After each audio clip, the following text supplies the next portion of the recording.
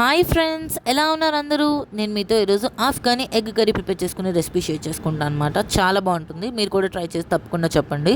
So దానికి కావాల్సిన ingredients వచ్చేసి ఎగ్స్, ఉల్లిపాయలు, అల్లం, తెల్లుల్లి, పచ్చిమిరపకాయలు, కొత్తిమీర, కొంచెం జీడిపప్పు. సో ఒక గ్యాస్ ఆన్ చేసుకొని కడాయి పెట్టుకొని వాటర్ వేసుకొని ఎగ్స్ బాయిల్ చేసుకొని, ఇంకో కడాయి పెట్టుకొని ఆయిల్ వేసుకొని మనం చెప్పిన ఇంగ్రీడియంట్స్ అన్నీ వేసుకొని పచ్చివాసన పోయినంత వరకు ఫ్రై చేసుకోండి. దాని తర్వాత చల్లగా అయిన తర్వాత మిక్సీ జార్లోకి ట్రాన్స్ఫర్ చేసుకొని కొంచెం వాటర్ వేసుకొని బాగా మిక్సీ పట్టించుకోండి.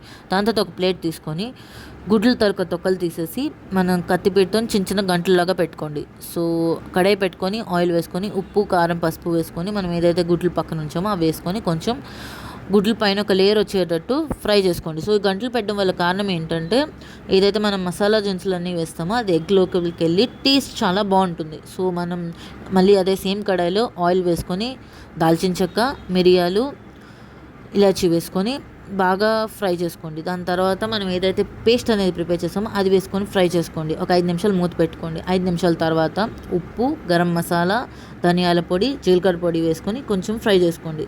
దాని తర్వాత మూత పెట్టుకొని ఒక 5 నిమిషాల తర్వాత మన కన్సిస్టెన్సీ తగ్గట్టు గ్రేవీకి వాటర్ వేసుకోండి. మళ్ళీ 5 నిమిషాలు మూత పెట్టుకోండి. దాని తర్వాత మనం ఏదైతే గుడ్లు అయితే పక్కన తీసి ఉంచామో అవి వేసుకొని మిక్స్ చేసుకోండి బాగా. సో నెక్స్ట్ లాస్ట్లో కొత్తిమీరతో గార్నిష్ చేసుకోండి. మీరు కూడా తప్పకుండా ట్రై చేసి ఎలా అనిపించి చెప్పండి.